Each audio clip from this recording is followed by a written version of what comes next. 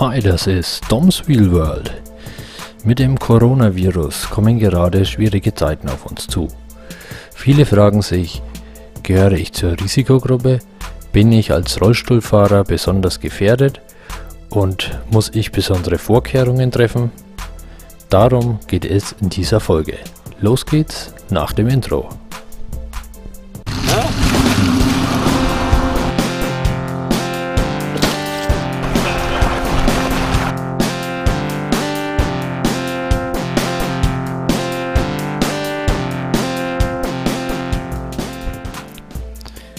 Gehört man als Rollstuhlfahrer zur Risikogruppe? Diese Frage lässt sich nicht pauschal beantworten. Ich finde aber, jeder, egal ob Risikogruppe oder nicht, sollte sich so verantwortungsbewusst wie möglich verhalten und die bestmöglichen Vorkehrungen treffen, um sich und andere nicht infizieren zu können. Dazu gehören die normalen Verhaltensregeln, die ich euch unten in der Videobeschreibung nochmal verlinkt habe. Man sollte einen Abstand von 2 Metern zu anderen Personen einhalten, da der Hauptinfektionsweg über Tröpfcheninfektion geht. Man sollte nicht ins Freie husten, sondern in die Armbeuge. Man sollte, wenn man im öffentlichen Raum unterwegs ist, darauf achten, den Hand-Gesicht-Kontakt so gering wie möglich zu halten. Berührungsintensive Oberflächen sowie Einkaufswagengriffe oder Türklinken sind eine potenzielle Gefahr und können Viren übertragen. Auch wenn das Risiko auf diesem Übertragungsweg sehr gering ist, sollte man versuchen, das zu vermeiden bzw. eine entsprechende Handhygiene durchführen.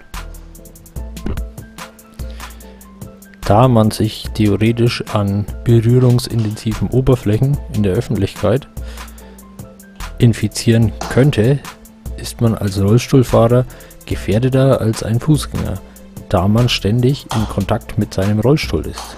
Das bedeutet, man würde den Virus nicht nur an seinen Händen tragen, sondern auch an die Greifringe, die Bremsen, die Griffe oder andere häufig berührte Teile am Rollstuhl bringen.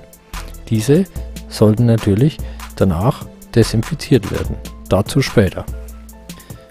Beim Händedesinfizieren sollte man das Desinfektionsmittel gründlich zwischen den Handflächen, zwischen den Fingern, über die Handrücken und um die Daumen, so wie ich das hier zeige, verreiben.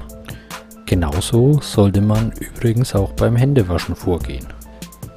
Meiner Meinung nach sollte jeder so viel er kann dafür tun, die Infektion einzudämmen, um im Fall, dass er selbst oder ein Angehöriger erkrankt, sich nicht sagen kann, dass er noch mehr hätte tun können.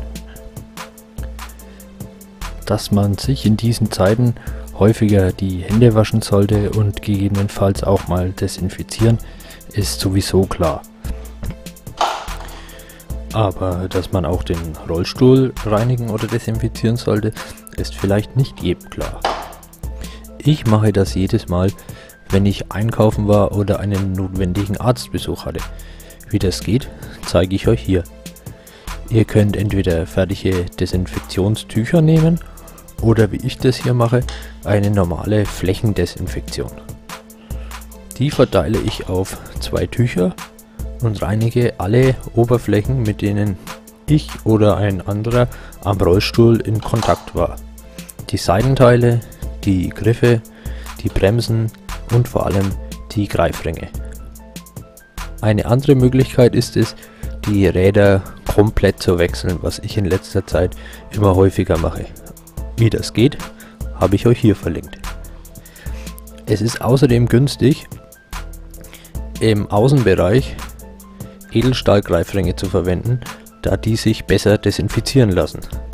Bei den Surge-Greifringen, die ich hier drauf habe, muss man ein bisschen aufpassen, weil wenn man viel Desinfektionsmittel verwendet, kann das den Gummi angreifen und man bekommt schwarze Abfärbungen an den Händen.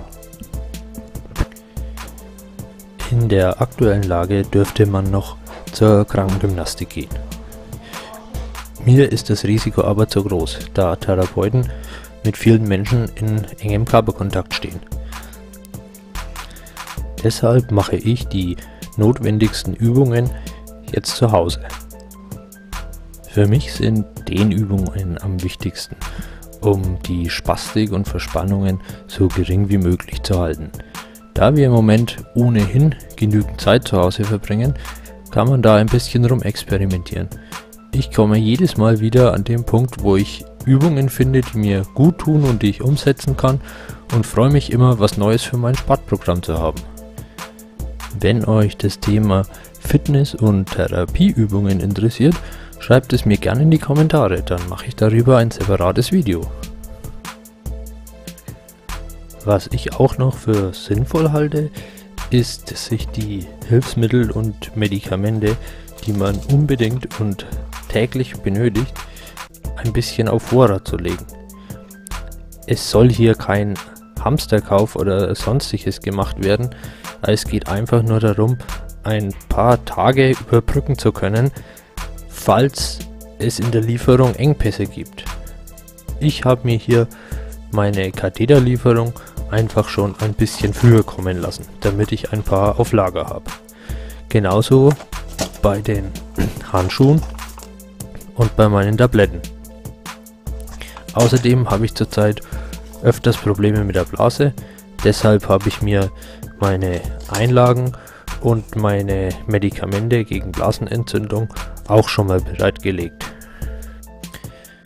Außerdem sollte man darauf achten, dass man genügend frische Luft kriegt. Hierzu sollte man die Wohnung ausreichend lüften und sich zwischendurch auch draußen an der frischen Luft bewegen. Das natürlich entweder alleine oder mit den Angehörigen aus dem Haushalt. Keine Treffen, keine Gruppenbildung und größere Menschenansammlungen meiden. Was habt ihr noch für Aktivitäten, die ihr in Corona-Zeiten zu Hause macht? Ärgert ihr den Hund?